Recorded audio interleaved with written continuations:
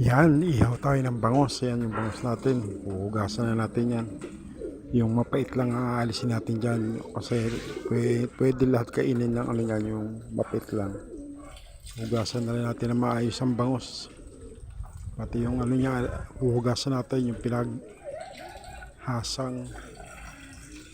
Yan na. Hugasan natin. Yung mapait lang ang aalisin natin dyan. Yan, hugasan natin yan. Yan na. Nalagyan na natin yan ng asin, paminta. Ready na yan pang ihaw. Tara na sa labas. Mag-ihaw na tayo. Ayan na. Salang na natin yan. Yan ang unang batch. 3 pirasong bangos muna. Ang kasya sa ihawan.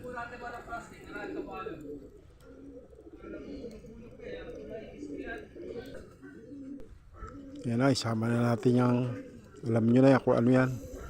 Baka ano na naman ako ni Lolo Meta. Yan na. Luto na yung ating inihaw na bangos at gulay. Inihaw na gulay. At eto pa. Yan ang ating bangos na inihaw. Sarap niyan para sa tanghalian. Bangos at inihaw na gulay.